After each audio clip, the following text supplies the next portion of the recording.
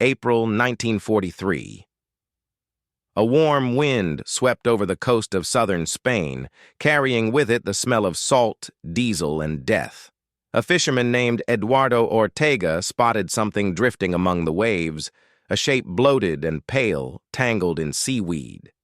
He pulled it toward his small wooden boat. It was the body of an American officer. At least, that was what the leather satchel handcuffed to his wrist suggested. Inside the satchel lay official military documents, maps, letters, and a sealed note marked, "Eyes Only, Operation Torchlight." Within 24 hours, the corpse and its mysterious cargo were in the hands of Spanish officials, and within 72 hours, on the desk of German intelligence. Adolf Hitler, amused by the absurdity of it all, laughed when he first heard the report. "An American fool," he said, "too careless to protect his own secrets." But he didn't know that the corpse wasn't an officer. He didn't know that the documents were forgeries, and he didn't know that the Americans had planted him there. A perfect illusion designed to reshape the course of the war. This was Operation Mirage, a deception so elaborate, so audacious, that even today its details remain buried in classified archives. By early 1943, the Second World War had reached a cruel equilibrium. In North Africa, Rommel's Afrika Korps was retreating, battered by the combined power of British and American forces. But in Europe, Hitler's grip was still iron. France was fortified. Italy trembled under Mussolini's fascist rule, and every whisper of Allied invasion sent the German High Command into feverish panic. In Washington, President Franklin D. Roosevelt faced a grim calculus. To win the war, the Allies needed to break Europe open. But how? The Nazis had expected an assault through Sicily or Greece, routes that would give them control over the Mediterranean. At the newly formed Office of Strategic Services, OSS, America's first centralized intelligence agency, a handful of officers debated a bold question. Could the enemy be tricked into defending the wrong coast? Among them was Eleanor Ward, a brilliant but overlooked analyst in her early 30s. Ward had studied propaganda and psychological warfare long before it became a science. To her, deception was as powerful as 1,000 tanks. She'd read British reports about Operation Mincemeat, a deception that used a dead man to feed false intelligence to the Germans. Ward proposed something similar, but bigger, cleaner, unmistakably American. An operation that would make Berlin believe that the Allies planned to invade Greece and Sardinia, while the real target was Sicily. Her superiors were skeptical. General William Wild Bill Donovan, the OSS director, asked bluntly, "Eleanor, are you suggesting we throw a corpse into the ocean and hope Hitler takes the bait?" She replied, "No, sir. I'm suggesting we let him swallow it whole." That was the beginning of Operation Mirage. The plan needed 3 things: a convincing identity, impeccable forged documents, and a believable death. Ward gathered a small secret team inside a dimly lit room at the OSS building in Washington. There was Major Alan Brooks, an expert in counterintelligence, Captain Henry O'Leary, a medical officer with a morbid fascination for anatomy, and Lieutenant Samuel Drake, a gifted forger who could replicate any handwriting, any seal, any signature. Their task: create a man who had never lived. The name chosen was Captain William H. Anderson, U.S. Marine Corps, age 32, born in Seattle, engaged to a nurse named Helen Parker. They built his life from scratch: letters from his fiancée, theater tickets in his wallet, unpaid bills, a photograph of Helen smiling beside a dog. Every detail was designed to be discovered, to breathe authenticity into the illusion.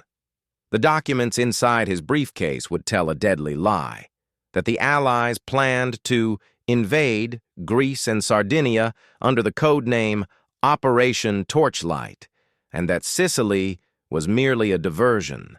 The hope was simple: If the Germans believed Greece was the real target, they would shift troops and defenses there, leaving Sicily vulnerable. But first, they needed a body, and not just any body. A man who could pass as a recently drowned American officer. The search led them to a military hospital outside Washington, where a young man had died of pneumonia a week earlier. His name was erased from all records. His family would never know how his body served his country.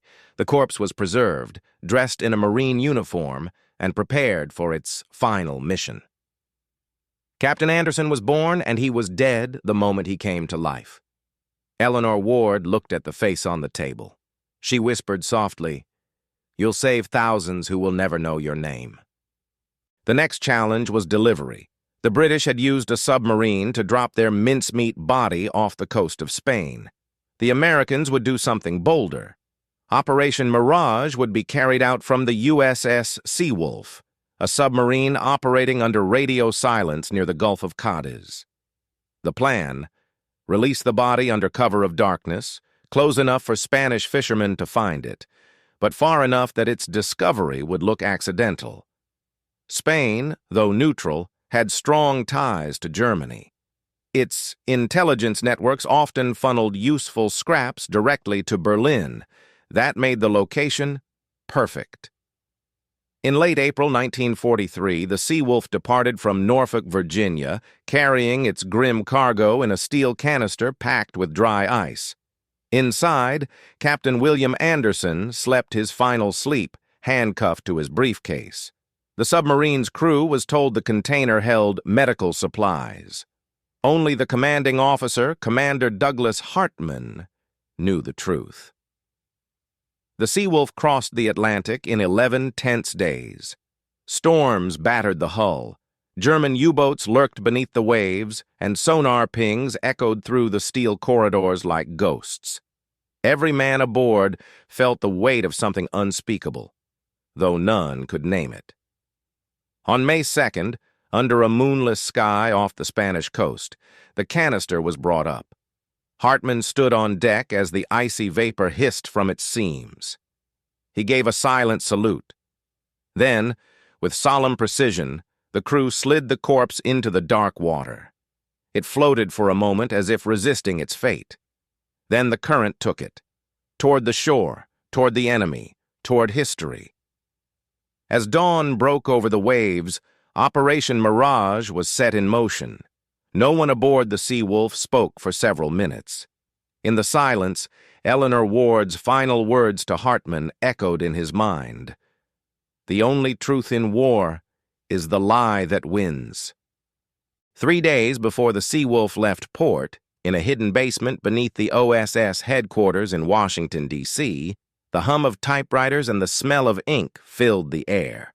Here, under flickering lights, Lieutenant Samuel Drake and his small team worked around the clock. They called it the Forgery Division, though officially it did not exist. The walls were lined with drawers of foreign stationery, embassy seals, and counterfeit stamps, every element of bureaucratic life that could be weaponized into deception. Drake's job was simple in words, but impossible in practice. Make fake intelligence look so real that even the most suspicious German colonel would believe it had slipped through American fingers by mistake.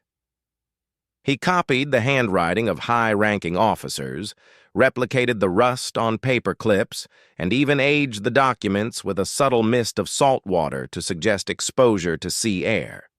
Each page was a work of art in lies. Among the fabricated letters was one addressed to General George Patton, implying his personal involvement in Operation Torchlight. Another bore Roosevelt's signature, an exact tracing lifted from a White House memo, printed with an antique Remington typewriter used only for presidential correspondence. Drake was a perfectionist. He knew that one smudge, one wrong font, could unravel the illusion. Late one night, his assistant found him staring at a half-finished letter. "What's wrong?" she asked. Drake whispered, "It's too perfect." Real letters are never perfect. He tore the page slightly, dabbed it with a faint coffee stain, and smiled grimly. "Now it's human," he said. Above them, Eleanor Ward paced in her office, reviewing every detail. To her, deception wasn't just about tricking the enemy, it was about understanding them. She studied German psychology, reading every intercepted message from Berlin. Hitler trusted his instincts more than his intelligence officers. If the lie felt believable to him, he would act on it. Ward knew they needed emotional bait as much as factual, so she ordered Drake to include a personal letter between Captain Anderson and his fictitious fiancée, Helen. In it, Anderson apologized for missing their wedding because of a secret mission somewhere near Greece. It would make the documents feel heartbreakingly real. When the forgeries were complete, Drake placed the pages into a leather folder, sealed it with brass clasps, and tied it with string. He looked at Ward and said quietly, "Ma'am, this could change the war, or damn us if it fails." Ward replied, "That's the difference between a gamble and a strategy, Lieutenant. We're betting on the truth of a lie." On May 3, 1943, the corpse of Captain William H. Anderson washed ashore near Huelva, Spain, a region crawling with German agents. The fishermen who found him dragged the body to the beach and alerted the civil guard. Spanish officials, bound by neutrality, were cautious.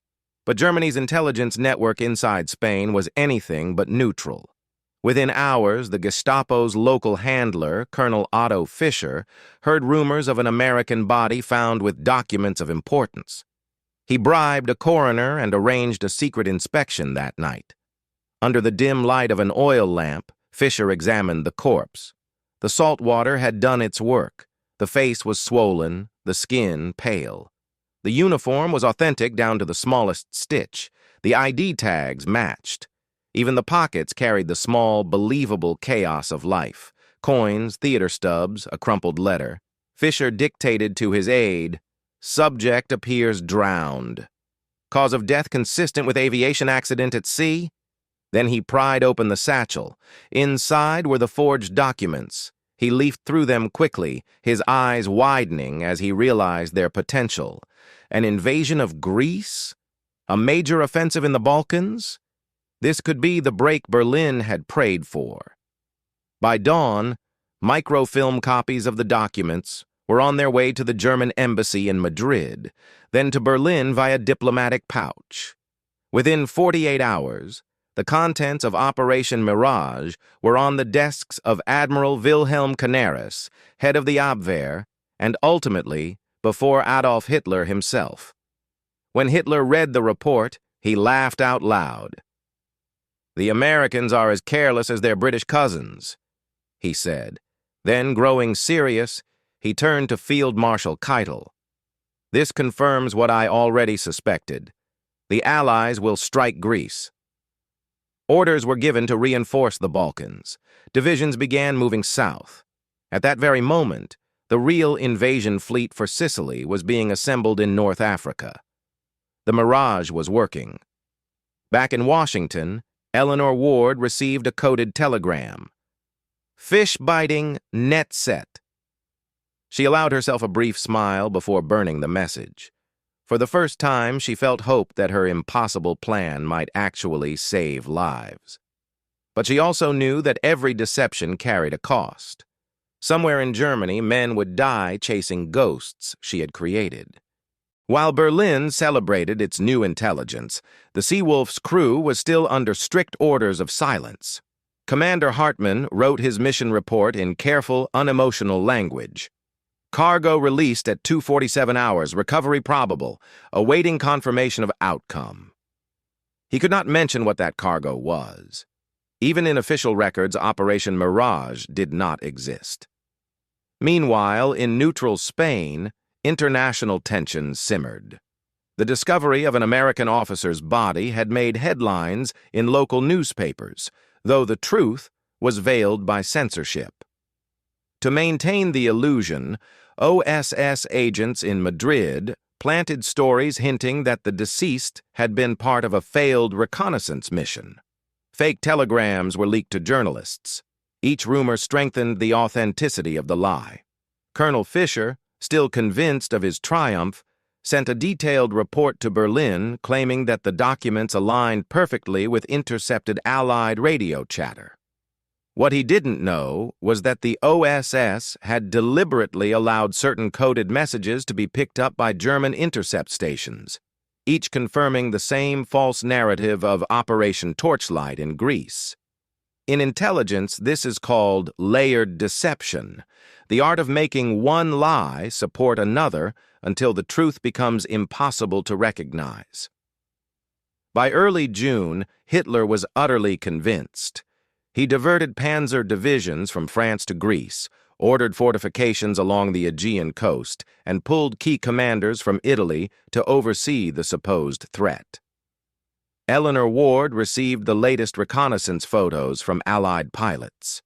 They showed German troops moving south, their trains packed with artillery and fuel. She stared at the images for a long time. It meant Mirage had succeeded. But success in espionage is never clean. A week later, reports surfaced of a German counterattack in the Balkans that massacred hundreds of civilians. They had been caught in the path of troops that should never have been there. Ward was shaken. She had wanted to save lives, and yet, in some twisted arithmetic of war, her lies had cost others theirs. Still, she pressed on. In July 1943, as the Allies launched Operation Husky, the invasion of Sicily, German resistance was weaker than anyone had predicted. The deception had worked so perfectly that even when the invasion began, Berlin hesitated for days, convinced it was merely a diversion. By the time they realized the truth, it was too late. By mid-July 1943, the skies over the Mediterranean were filled with the thunder of Allied aircraft. From the decks of invasion ships came the blinding flash of artillery fire aimed at the Sicilian coast. The real operation, codenamed Husky, was underway. For the Germans, confusion reigned. Their reconnaissance units in Greece reported no sign of Allied landings, yet Berlin had already shifted divisions away from Italy. Hitler, trusting his instinct, refused to believe Sicily was the true target. In the war rooms of Berlin, maps were scattered across the table. Admiral Karl Dönitz argued that Sicily was under attack. Field Marshal Keitel disagreed. He slammed his hand on the desk and said, "Mein Führer, the enemy cannot possibly risk a direct assault on Sicily without securing the Aegean first." Hitler paced the room, his eyes burning with fury. He ordered more reinforcements to Greece, muttering, "The Americans are predictable. They always go for the easy flank." But there was nothing in Greece, only empty beaches and waiting troops. In the following weeks, the Allied advance in Sicily was swift and decisive. The German-Italian defenses crumbled under relentless bombing and naval shelling. By early August, Palermo fell. By September, Mussolini was overthrown, and Italy began secret negotiations to surrender. The deception had achieved what months of fighting could not. It cracked the Axis alliance from the inside. And yet, in Washington, Eleanor Ward did not celebrate. She stood before the large map pinned to her office wall, its red and blue pins marking troop movements. Her superior, General Donovan, entered the room quietly. "It worked," he said. "Berlin swallowed it whole. Hitler pulled 6 divisions out of Italy. You saved tens of thousands of American lives." Ward didn't smile. She simply said, "And how many did we take in return?" Donovan paused. "That's not for us to measure. You gave us a victory the world will never know." Outside, the city erupted in cautious optimism. The tide of war had turned. But for the architects of deception, triumph always came with silence. Autumn 1943. While Europe burned and celebrated, the OSS quietly dismantled every trace of Operation Mirage. Files were sealed, photographs destroyed, and every officer involved was reassigned or sworn to lifelong secrecy. Eleanor Ward was transferred to London under a new alias. Her official record listed her as a liaison officer. No mention of Mirage existed. Meanwhile, in Germany, the fallout from Hitler's mistake was catastrophic. Enraged by the loss of Sicily, he blamed his own intelligence services. The Abwehr, once led by Admiral Canaris, was purged. Dozens of officers were executed or imprisoned for failing to detect Allied intentions. Colonel Otto Fischer, the man who first recovered the body in Spain, was summoned to Berlin for interrogation. He insisted the documents were genuine, that every indicator had pointed to Greece.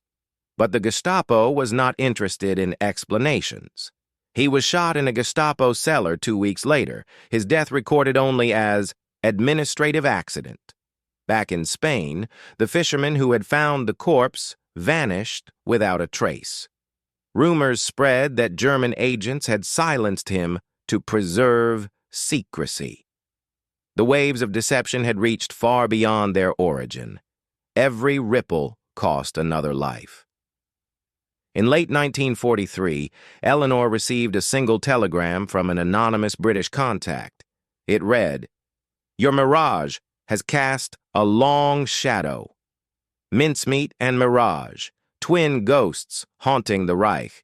She folded the paper, stared out her London window, and whispered, "Ghosts are all that's left when truth drowns."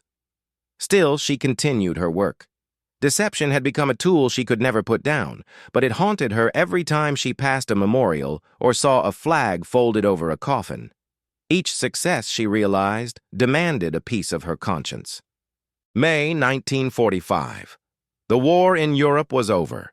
Hitler was dead. Germany lay in ruins. Across the Atlantic, parades filled the streets. Newspapers printed headlines of victory, liberation, and peace. But there was no mention of Operation Mirage. Its architects were scattered across different assignments. Commander Hartmann retired quietly, never speaking of the body he released into the dark sea. Lieutenant Drake, the forger, returned to a small printing shop in Boston, where he spent his life designing wedding invitations. A peaceful trade for a man who once wrote letters of war. And Eleanor Ward disappeared into history. The OSS was disbanded in 1945, replaced by a new agency, the CIA. Her name never appeared in any record of the organization's founding, but deep within the classified archives of Langley, Virginia, one unmarked file remains sealed. It contains a photograph, a young woman standing beside a table, a forged identity card in her hand. On the back of the photo, in fading ink, is a single line written by General Donovan. "She built a man who never lived, to save men who might have died." In Berlin, decades later, historians would discover fragments of German military correspondence referencing Operation Torchlight. The documents bore the marks of salt and time.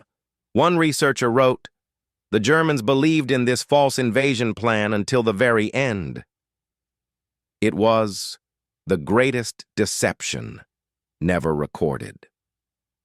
The truth of Operation Mirage would remain buried for generations, a phantom victory, unacknowledged yet essential. 70 years later, the tide still rolls against the southern coast of Spain. The waves crash endlessly against the rocks where a fisherman once found a dead man with a briefcase. No grave bears his name, no medal honors his sacrifice. He was never born, yet he died a hero. Historians may debate how wars are won, through courage, strategy, or firepower, but sometimes victory belongs to those who fight with silence, ink, and illusion. Operation Mirage remains a testament to the forgotten side of war, where truth is the first casualty, and lies, when crafted with purpose, become weapons sharper than any blade. Adolf Hitler once laughed at a corpse he thought was a fool. But behind that lifeless face lay the genius of a nation's deception and the beginning of Germany's end.